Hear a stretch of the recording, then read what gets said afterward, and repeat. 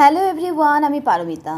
তো আজকে আবার আমি ইতিহাসেরই দ্বিতীয় চ্যাপ্টার, অর্থাৎ ইতিহাসের যে দ্বিতীয় চ্যাপ্টার রয়েছে সভ্যতার সূচনা, ওই চ্যাপ্টারটা পড়েছিলাম এবং পড়ে কিছু প্রশ্ন রেডি করেছি। তো ভাবলাম তোমাদের সাথে শেয়ার করি। চলো শুরু করা যাক।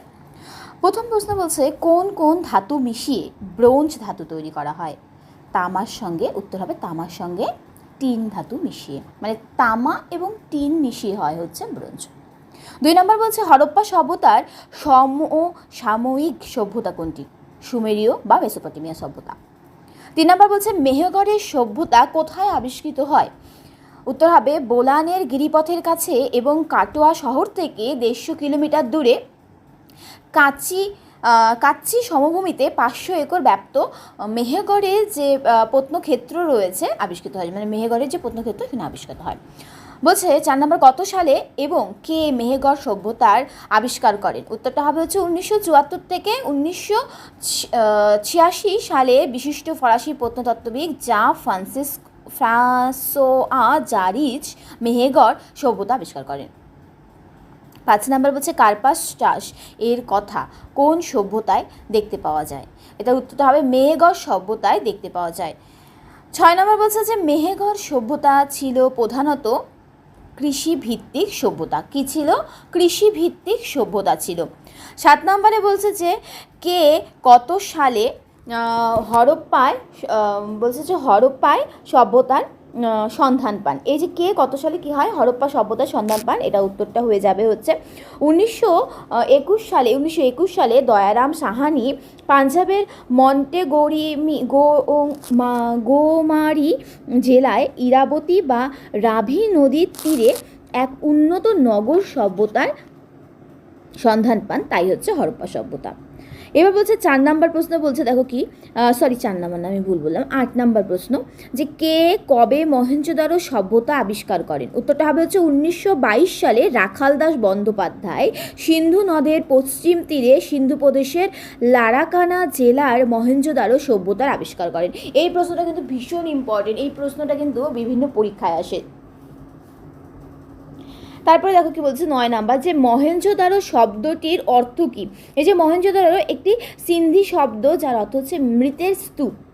এবার একটা বিশেষ নোট, এটা মনে রাখার জন্য আমি লিখে রেখেছি, তো ভাবলাম তোমাদের সাথে শেয়ার করি। বলছে যে সিন্ধু নদের তীরে প্রথম এই সভ্যতা আবিষ্কৃত হয় বলে এর নাম হচ্ছে সিন্ধু সভ্যতা। এই যে সিন্ধু সভ্যতা আমরা বলি না, এই সিন্ধু সভ্যতা হচ্ছে সিন্ধু নদের তীরে আবিষ্কৃত হয় বলে এটা সিন্ধু সভ্যতা।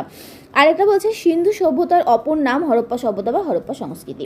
আচ্ছা, 10 নম্বর বলছে যে পাথরের হাতিয়ার এবং তার আকৃতি দেখে পণ্ডিতেরা প্রস্তর যুগকে কয়টি ভাগে ভাগ করে এবং কী কী? মানে পণ্ডিতেরা 3টি ভাগে ভাগ করে। কি কি সেটা? প্রাচীন প্রস্তর যুগ, মধ্যপ্রস্তর যুগ আর হচ্ছে নব্যপ্রস্তর যুগ।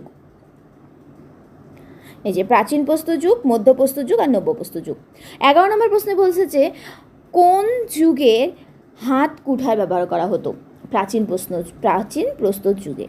12 নম্বর বলছে আনুমানিক কত খ্রিস্টাব্দে ভারতে প্রাচীন প্রস্তর যুগ শেষ হয়? আনুমানিক 8000 খ্রিস্টপূর্বাব্দে প্রাচীন প্রস্তর যুগ হয়ে যায় শেষ। আচ্ছা, 13 নম্বর বলছে যে ভারতের মধ্যপ্রস্তর যুগ কত বছর পর্যন্ত স্থায়ী হয়? মোটামুটি 8000 খ্রিস্টপূর্ব থেকে 4000 খ্রিস্টপূর্বাব্দ পর্যন্ত। 14 নম্বর বলছে তাম্রপ্রস্তর যুগের একটি সভ্যতার নাম লেখো। উত্তরটা হবে হচ্ছে সিন্ধু সভ্যতা বা হরপ্পা সভ্যতা। এই যে তাম্রপ্রস্তর যুগ রয়েছে, এই তাম্রপ্রস্তর যুগের একটি সভ্যতা হচ্ছে সিন্ধু সভ্যতা বা হরপ্পা সভ্যতা। 15 নম্বর প্রশ্ন বলছে, দেখো কি, যে হরপ্পা ও মহেঞ্জোদারোর এই নগরী দুটির মধ্যে দূরত্ব প্রায় কত? 480 কিলোমিটার।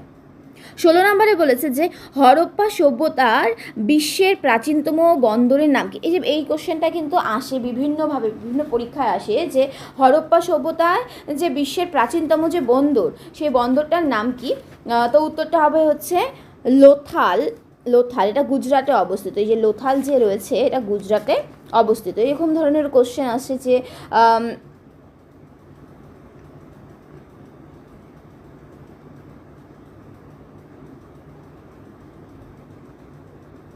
ভারতবর্ষে প্রাক আর্য যুগের প্রাচীনতম বন্দরের নিদর্শন কোথায় পাওয়া যায়? তো ওইটা উত্তর কিন্তু হয়ে যাবে লোথাল। এরপরে দেখো আমি কিছু শর্ট নোটস রেডি করেছি। যেমন বলছে যে সিন্ধু উপত্যকায় প্রচুর অর্ধনগ্ন নারী মূর্তি মিলেছে। পণ্ডিতেরা এই মূর্তিগুলিকে মাতৃমূর্তি বা ভূমাতৃকা বলেছেন। এই যে মূর্তি বা ভূমাতৃকা বলা হয় কোথায়? এই যে হরপ্পা সিন্ধু উপত্যকায় প্রচুর অর্ধনগ্ন এবং নারী মূর্তি মিলেছে, ওই মূর্তিগুলোকেই বলা হয়। আচ্ছা, একটি শিলে, পরেরটা হচ্ছে একটি শিলে বাঘ, হাতি, গন্ডার, মোষ, হরিণ এই 5টি পশুর দ্বারা পরিবৃত্ত ও ত্রিমুখ বিশিষ্ট ধ্যানমগ্ন এক যোগী মূর্তি দেখা যায়। মূর্তিটির মাথায় 2টি শিং আছে। অনেকের ধারণা এটি একটি শিব মূর্তি। অধ্যাপক ব্যাসাম এটিকে আদি শিব বলে অভিহিত করেছেন। এখানে কিন্তু আদি শিব বলে অভিহিত করেছেন যে এটা অধ্যাপক ব্যাসাম হবে। তো আদি শিবের যেমন বাঘ, হাতি, গন্ডার, মোষ, হরিণ এই 5টি পশুর দ্বারা পরিবৃত্ত। তো এই চ্যাপ্টার থেকে আমার মনে হয়েছে যে এই কয়টা কোশ্চেন ভীষণ ইম্পর্টেন্ট, এবং আরও তো বিভিন্ন কোশ্চেন হবেই। তো তোমরাও চ্যাপ্টারটা পড়ো, পাশাপাশি আমার ভিডিওটাও দেখো। যদি হেল্প হয়ে থাকে তাহলে অবশ্যই চ্যানেলটিকে সাবস্ক্রাইব করে দেবে, লাইক করে দেবে, বন্ধুদের মাঝে শেয়ার করে দেবে। Thank you for watching. আনন্দ থাকবেন, আনন্দ রাখবেন। টাটা।